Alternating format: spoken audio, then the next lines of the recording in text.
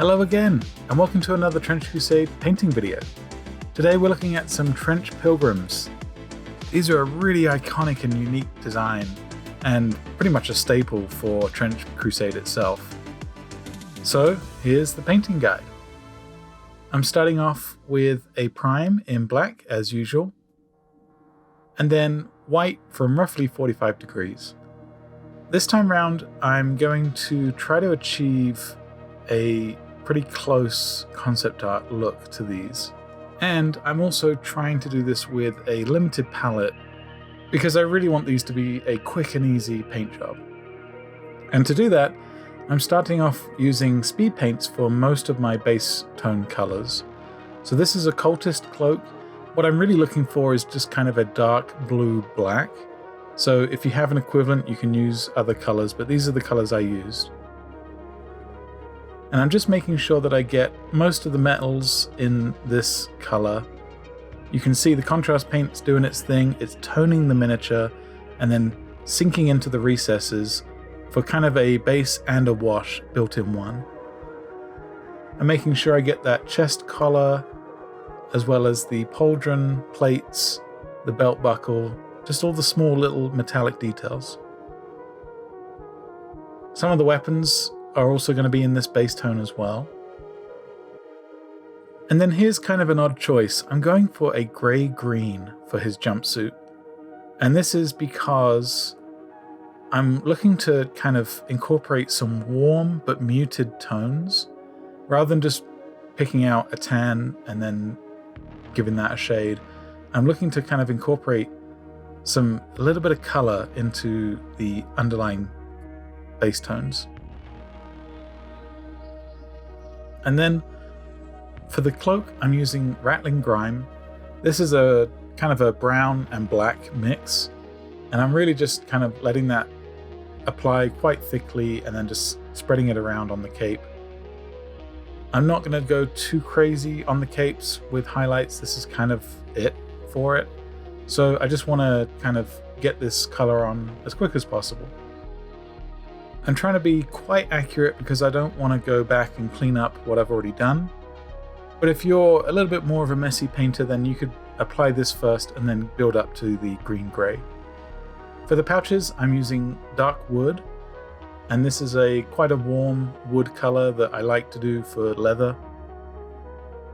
Making sure I get the belt and the pouches around the waist. And then I'm incorporating another speed paint. This one's Hardened leather. This is a much more orangey brown. This is great for wood and kind of just a different brown texture for some of the variation. I'm using this for the stock on the rifle as well as the handles on the melee weapons. I've built one of each option for these Trench Pilgrims, so you'll see me kind of flicking back and forth between the different poses. But the base recipe is going to stay the same throughout. I'm using Necro gold. I could have used a bright gold, but I wanted to keep these tones really muted right the way down. So this is Necro gold on the cross that's hanging on their back.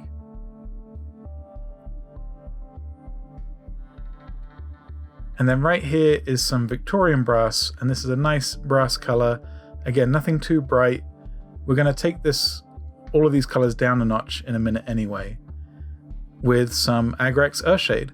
So what I'm doing here is I'm just dousing the whole miniature in this Agrax Earthshade. This is a really dark wash, but I'm just letting it sink into all these recesses. And what this is going to do is it's going to bring all these tones right the way down to a nice kind of neutral mixed dark color that I can build up from. It also adds some really nice grime and grit and makes these models feel like they're in the Trench Crusade universe. And this is going to take a minute to dry, so let me briefly mention my Patreon.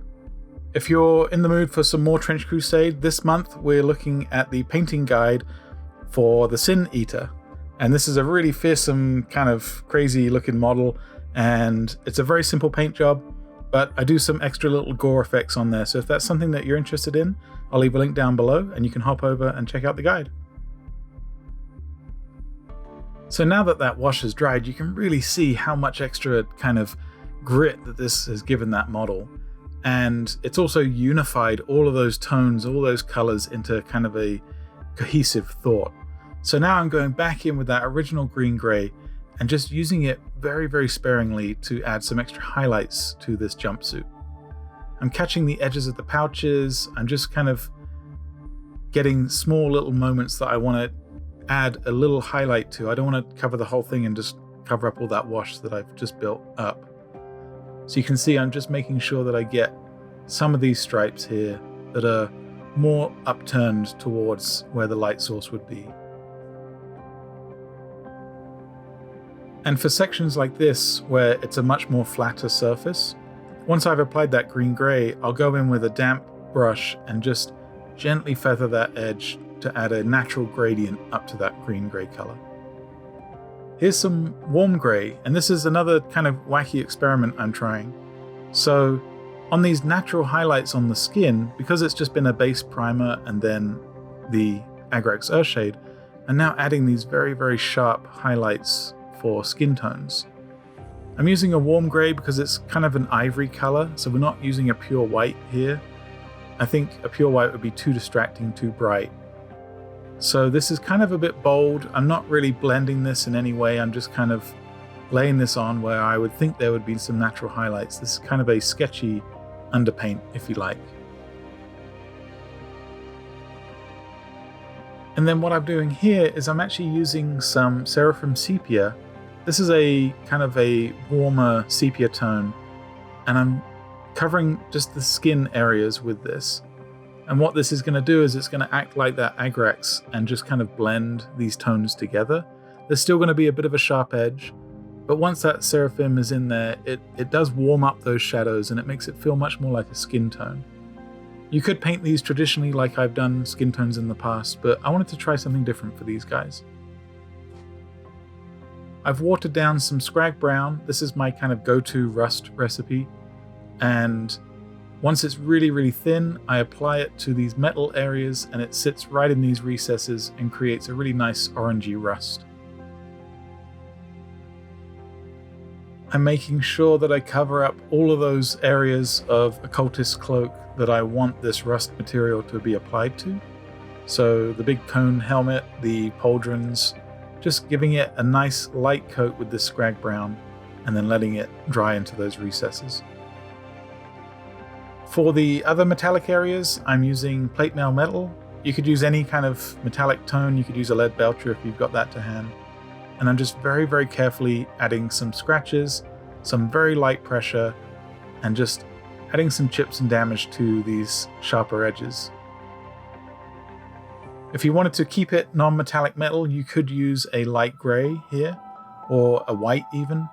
But I wanted to get a small amount of shine on there, so this is a nice complement to the other tones that we've already established.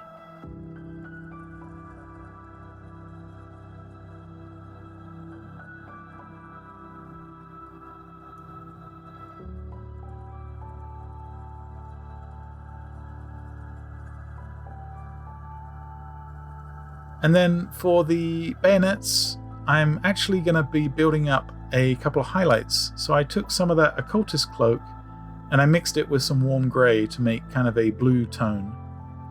And I'm just adding on some very, very small highlights to the barrel of the gun and the bayonets. And then some warm gray as a final highlight. Again, I didn't want to build right up to white. I wanted to build up to that ivory color and then stop. I feel like the concept art is such a dark piece that it doesn't really need some white highlights.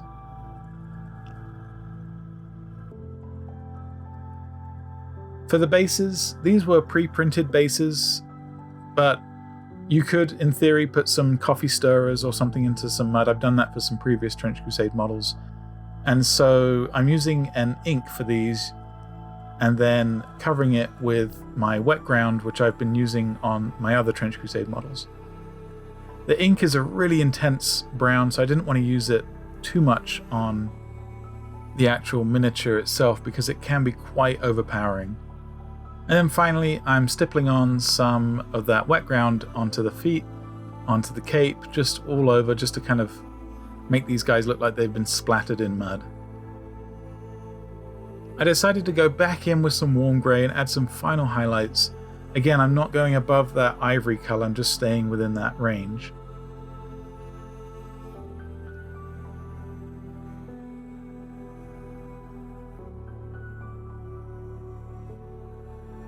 And then adding some warm grey to the chest for some kind of impromptu crosses.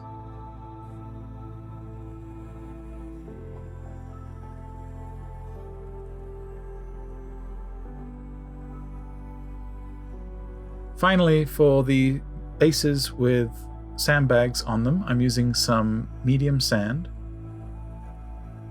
And just very, very quickly covering the highlighted areas that are showing, and then covering that all up with some Agrax again.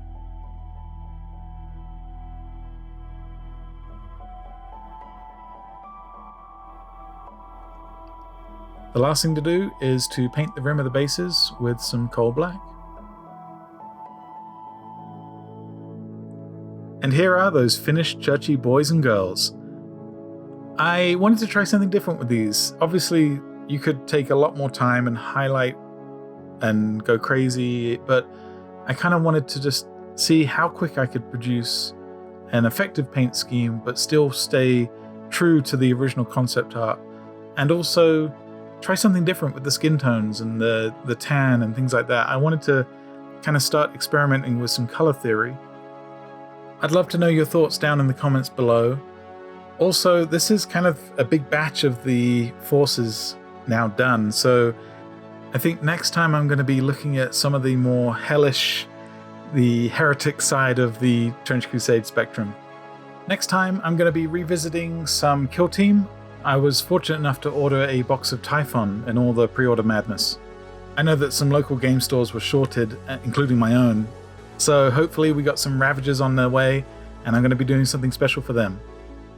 If you can't get enough Trench Crusade painting tutorials, my Patreon is up and running, and that's where you can see how I painted the Heretic Troopers and the Sin Eater that you've seen in these pictures. As always, a huge thank you to the YouTube members, and thank you for supporting the channel. I will see you all in the next one.